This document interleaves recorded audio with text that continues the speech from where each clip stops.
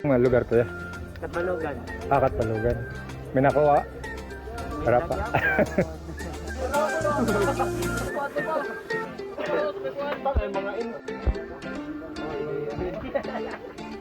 Sadi mga taga din kam kuya. Ay din nila kam. O adi na to mga team Calbayog. Mga kapon na ako anak kam ay. Zero pa. Nagyapon pero puro pagsibong. So magikaon na lak na yan. Maupay nga aga sa mga waray, maayong buntag sa mga Bisaya. Magandang umaga sa inyong lahat. Panibagong araw, panibagong kwento na naman ang pag-uusapan natin galing sa lakotsero niyong kapitbahay. No.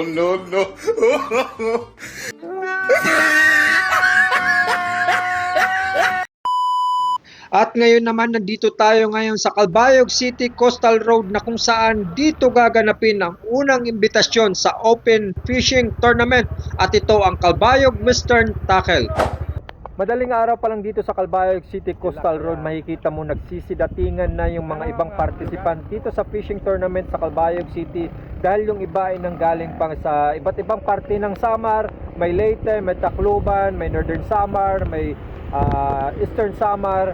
At kung makikita mo, yung iba ay nakapwesto na sa iba't ibang parte ng coastal road na to from pier ng Calbayog City papunta doon sa Seriaco at hanggang doon yung boundary ng pagkuha nila ng mga isda. At kung sinong makakuha ng pinakamalaki at pinakamabigat na timbang ng isda ay yun ang mananalo ng champion dito sa first tournament na gagawin dito sa Calbayog City, Samar.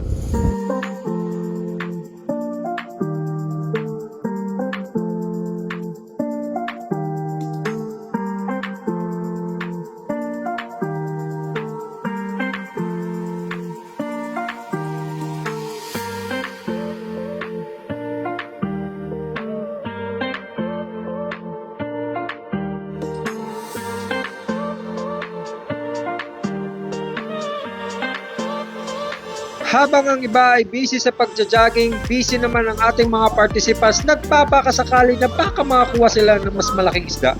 Grabe yung mga nakarating dito ng maaga ay lumulubog na agad sila sa dagat dahil mas pag umaga mas madami silang makukuha na posibleng malalaking isda. At yung iba kasi nanggaling pa sa malalayo kaya pagdating nila dito sa coastal road, diretso na agad sila sa dagat para makakuha na agad sila ng mas malaking isda. Dahil kung ikaw ang manalo dito sa kompetisyon na to ay makakuha ka ng 15,000 pesos. Oh my God! Wow! At mayroong first runner-up at second runner-up at meron naman silang mga paraffol. Adi, kaupod natin yan ng mga taga-Katbalogan. Ano ba yung grupo? May grupo ba? Grupo na doon. Katbalogan doon. Ito, may dasara. Team Kagod. Ang mga team kagod daw. Ano mga lugar? Katarman. Puro. Ito, Katarman ito, diba? May nakuha na kam? Nano ba itong perbug? Kadabug? Sa bukat ba ito? Or sa dako? Dako na. Padabog? Pabug? Balik timbang. Big scratch. Hello, good morning guys. Shoutout sa Insak at sa Pambuhan Angler, sa Northern Samar Anglers Club. Dito ko ngayon sa fishing tournament sa Calbayog. That's all.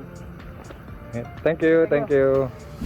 Malapit na mag-alas 12 ng tanghali at tutok na yung araw, pero yung iba nandun pa rin sila sa dagat at nagbabaka sakaling makakuha ng isda dahil hindi pa rin sila nakuha hanggang ngayon.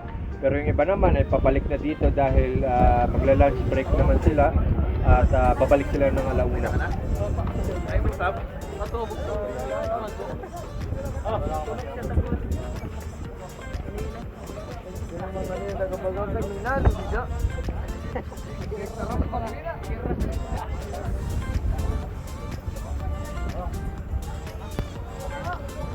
At ang iba naman pagkatapos kumain ay nagpahinga muna sila dito sa tent dahil kalahating araw na silang nakabilad sa araw. At ngayon alas 4 na ng hapon, yung iba bumalik na dito sa tent dahil tapos na silang makahuli ng isda, pero yung iba maliliit lang nakuha. At mamaya-maya na magsisimula na tayo ng awarding at mga pamimigay nating paraffol sa kanila.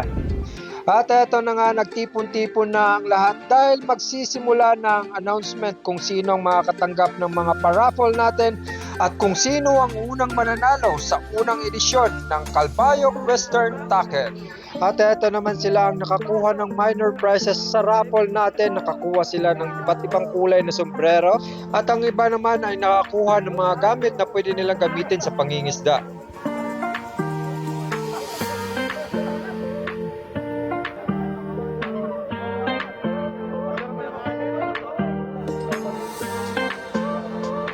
At eto naman sila ang nakatanggap ng ating 5 kilong bigas at syempre nanggaling yan sa ating mayor.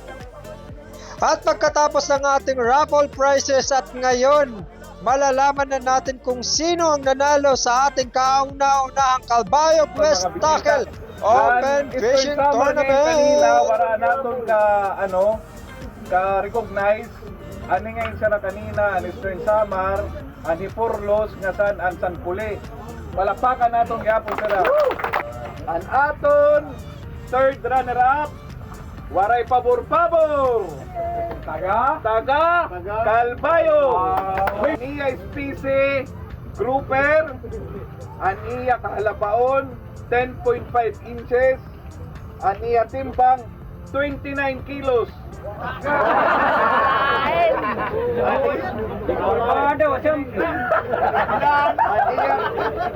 Ani timbang 29 grams, 290 grams, grouper, waray pabor-pabor.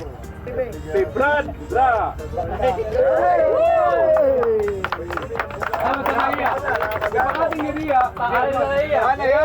Diri na natin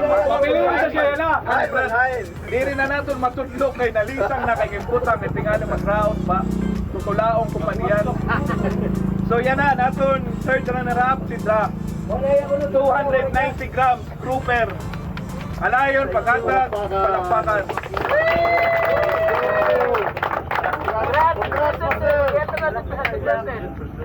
Okay, at masunod ang aton second ang specie niya grouper gihapon.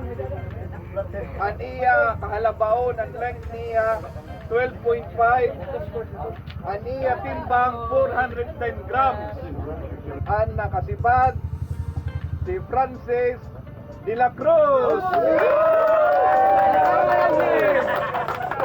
Ang iya from Ensa, palakpakan!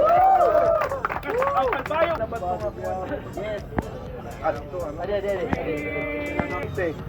Yan na, ika-announce na naton ang champion. Ang specie needlefish.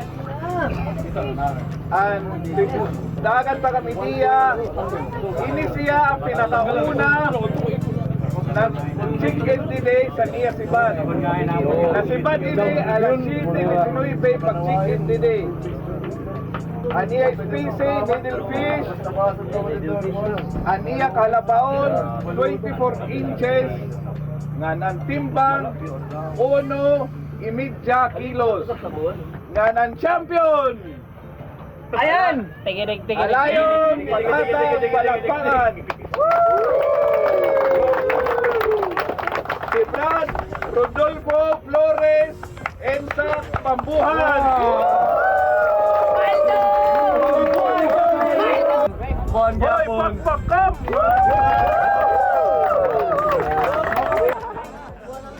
At finally, natapos din ang kompetisyong ito at marami ding nakauwi ng premyo. Pero lagi niyong tandaan na hindi lamang ito tungkol sa premyo na nakukuha nyo, kundi tungkol ito sa bagay na nagpapasaya sa inyo.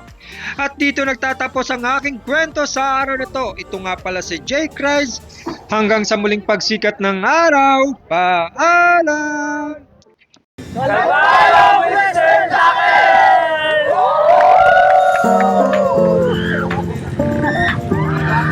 Salamat!